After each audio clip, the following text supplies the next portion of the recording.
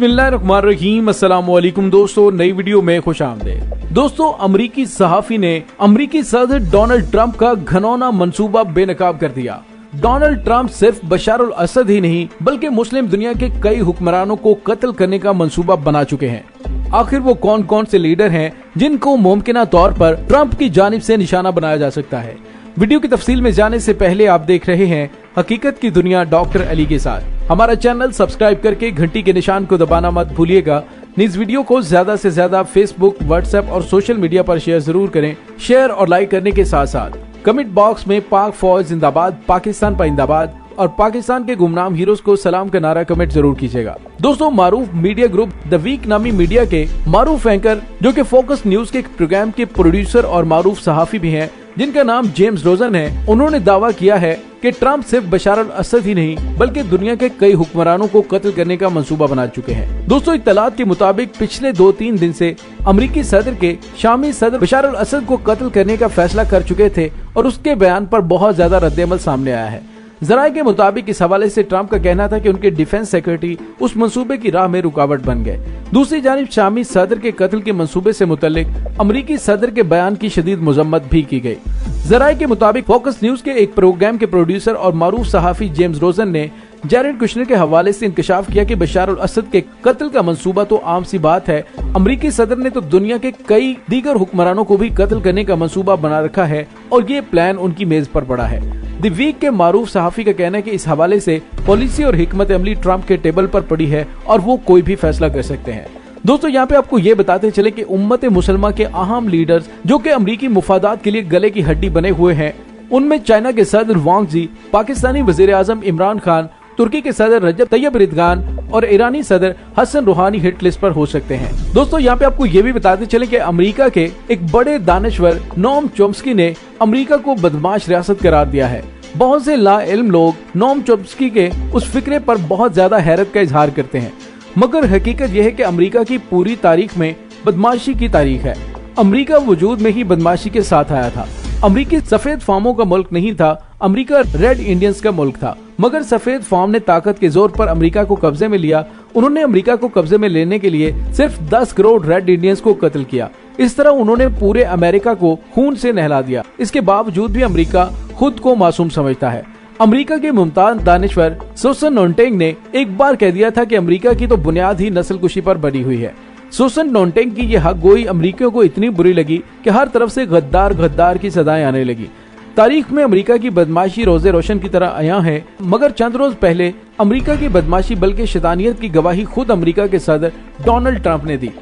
दोस्तों, अमेरिकी सदर ने कहा कि अमेरिका महकमा दिफा यानी पेंटागन असलहे की फरोख्त के लिए जंगें करवाता है। उन्होंने कहा कि पेंटागन जंगें करवाता है, लेकिन वो खुद अमेरिका को कभी खत्म न होने वाली जंगों से निकाल रहे हैं। इत्तलात के मुताबिक अमेरिकी सदर व्हाइट हाउस में मीडिया ब्रीफिंग के दौरान पेंटागन पर बरस पड़े। उन्होंने कहा कि पेंटागन असलहा बनाने वाली कंपनी को नवाजने के लिए दुनिया भर में जंगें करवाता है। उन्होंने कहा कि पेंटागन के ओहदेदार जंगों के सिवा कुछ नहीं करते और उन्होंने कहा कि मैं अमेरिका को जंगों से निकाल रहा हूं, मगर जर्नैल मेरे साथ नहीं है। दोस्तों, देखा जाए तो डोनाल्ड ट्रंप ने कोई इंकशाफ नहीं किया। दुनिया पहले की जानती है कि अमेरिका सारी दुनिया में जंगें करवाता है, कौमों के दरमियान कशीदगी पैदा करता है, लेकिन बहरहाल डोनाल्ड ट्रंप की गवाही घर के भेदी की गवाही है। ये सामने की बात है कि अमेरिका ने सर्द जंग के दौरान यूरोप को ये बावर करवाया कि उसकी सलामती को सोवियत यूनियन से खतरा है। इस खतरे की आड़ में अमेरिका ने यूरोप को खरबों डॉलर का असलहा फरोख्त किया। अगरचे सर्द जंग खत्म हो गई, मगर यूरोप अभी तक अमेरिका की गिरफ्त से नहीं निकला। कम्युनिज्म खत्म हो गया, सोवियत यूनियन मिट गया, मगर अब अमेरिका चीन को एक बड़ा खतरा बनाकर पेश कर रहा है। वो यूरोप से कह रहा है कि अगर इसने अमेरिका के साथ मिलकर चीन की ताकत को बढ़ने से ना रोका तो चीन पूरी दुनिया पर छा जाएगा। तज्जिया किया जाए तो अमेरिका चीन के हवाले से एक नई सर्द जंग इजाद करने में लगा हुआ है और यूरोप के लिए कई मुल्क चीन के सिलसिले में अमेरिका के बयानिए से इत्तफाक नहीं रखते, मगर अमेरिका उन्हें मुसलसल चीन के खौफ में मुब्तला करके एक बार फिर यूरोप को अपने असलहे की मंडी बनाने के लिए कोशा है। इसराइल की ताकत की पुष्ट पर भी अमेरिका है। बरतानिया और अमेरिका ने इसराइल की सूरत में एक खंजर मशरक़ वुस्ता के सीने में घोंपा और अमेरिका 50 साल से इसराइल की मईशत और दिफा को मजबूत बनाने के लिए उसे सालाना $3 अरब की इमदाद मुहैया कर रहा है। अमेरिका ने 50 साल से पूरे मशरक़ वुस्ता को इसराइल के खौफ में मुब्तला किया हुआ है और इस सरसे में अमेरिका ने खरबों रुपए का असलहा अरब रियासतों को फरोख्त किया। ये एक तारीखी हकीकत है कि अमेरिका ने कभी भी पाक भारत ताल्लुकात में मुस्बत किरदार अदा नहीं किया। अमेरिका चाहता तो मसला कश्मीर अक़वाम मुत्तहिदा की करारदादों के मुताबिक कब का हल हो चुका होता। 1962 में चीन भारत जंग के मौके पर पाकिस्तान चाहता तो चंद हजार फौजियों के साथ भारत से अपना कश्मीर छीन सकता था, इसलिए कि भारत अपनी सारी फौज चीन की सरहद पर ले गया था। चीन ने पाकिस्तान को उकसाया भी कि मौके से फायदा उठाओ, मगर अमेरिका ने जनरल अयूब को ऐसा करने से रोक दिया। इस तनाजुर में यह हकीकत राज नहीं कि भारत के खौफ की वजह से अमेरिका ने पाकिस्तान को 50 साल में अरबों डॉलर का असलहा फरोख्त किया है। कहने को अमेरिका ईरान का दुश्मन है, मगर हकीकत यह है कि ईरान को एतमाद में लिए बगैर अमेरिका इराक पर हमला और कब्जा नहीं कर सकता था। अमेरिका ने इराक में सद्दाम हुसैन को गिराकर पूरा इराक अमलन ईरान के हवाले किया और इस तरह अमेरिका ने अरब रियासतों को इसराइल के साथ साथ ईरान के खौफ में भी मुब्तला कर दिया है। इस खतरे की आड़ में अमेरिका ने सऊदी अरब को अरबों डॉलर का असलहा फरोख्त किया। अमेरिका न सिर्फ ये कि दुनिया भर में असलहा फरोख्त करता है, बल्कि 100 से ज्यादा मुल्कों में उसके फौजी अड्डे भी हैं। ये ज्यादा बात पुरानी नहीं कि डोनाल्ड ट्रंप ने सऊदी अरब के हुक्मरानों से कहा कि हम तुम्हारा दिफा करते हैं, हम तुम्हारा दिफा ना करें तो तुम्हारी अवाम चंद दिन में तुम्हारा तख्ता उलट देंगे, चुनांचे तुम हमें दिफा की कीमत अदा करो। दोस्तों, ये बात रिकॉर्ड पर मौजूद है कि अमेरिका ने कई जंगें खुद इजाद की। वियतनाम की जंग अमेरिका की इजाद की हुई थी। उस जंग में 10 से 15 लाख वियतनाम के लोग मारे गए। कोरिया की जंग में 30 लाख अफराद हलाक हुए। और ये बात तारीख के रिकॉर्ड पर मौजूद है कि अमेरिका ने कहा कि सद्दाम हुसैन के पास बड़े पैमाने पर तबाही फैलाने वाले हथियार हैं। अमेरिका ने ये कहा और इराक पर हमला कर दिया। हालांकि इराक से बड़े पैमाने पर तबाही फैलाने वाले हथियार बरामद ना हो सके। अमेरिका ने 9/11 के बाद अफगानिस्तान के खिलाफ भी जारहियत खुद ही इजाद की, वरना अमेरिका के पास इस बात का कोई ठोस सबूत नहीं था कि तालिबान की हुकूमत 9/11 के हमले में मुलविस है। इराक की जंग में अमेरिका ने 5 साल में 6 लाख इराकी मारे। अफगानिस्तान की 19 साल जंग में अमेरिका ने 2 लाख से ज्यादा अफगानियों को शहीद किया। अमेरिका सिर्फ असलहे और जंगों के जरिए ही बदमाशी नहीं करता, बल्कि अमेरिकी रहनुमाओं की जुबान भी हमेशा बदमाशी और दहशतगर्दी के लिए इस्तेमाल होती रही है। हमें अच्छी तरह से याद है कि 9/11 के बाद अमेरिकी एहलकारों ने जनरल परवेज मुशर्रफ को धमकी दी थी कि हमारा कहा मानो वरना हम पाकिस्तान को पत्थरों के दौर में दाखिल कर देंगे। डोनाल्ड ट्रंप ने 1 साल पहले शुमाली कोरिया को एटमी हमले की धमकी दी और कहा कि हम तुम्हें सफाई हस्ती से मिटा देंगे।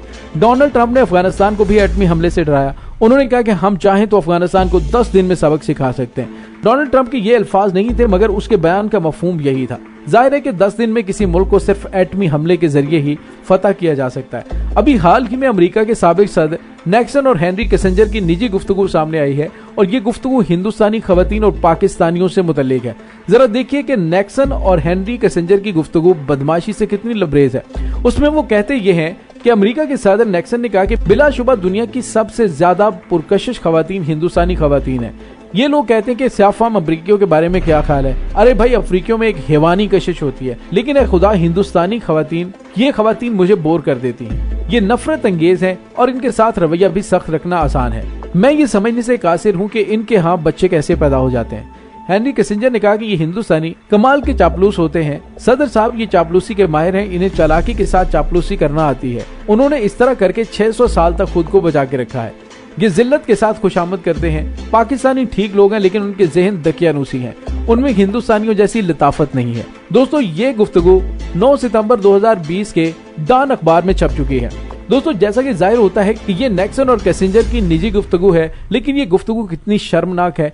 ऐसा लग रहा है कि 2 लफंगे बैठे हुए आपस में बातें कर रहे हो। इन दोनों को न सिर्फ ये कि तसव्वुर औरत पस्त है, बल्कि उन्हें हिंदुस्तानी और पाकिस्तानियों से दिली नफरत है। ये है असल अमेरिका, ये है अमेरिका का बातन। और अब आपको अमेरिकी सहाफी के बयान के बाद कि अमेरिकी सदर न सिर्फ बशारुल असद बल्कि दीगर भी बहुत सारे ममालिक के लीडरों को कत्ल करना चाहता है। दोस्तों, इससे अमेरिकी सदर डोनाल्ड ट्रंप का घनौना चेहरा बेनकाब हो गया है।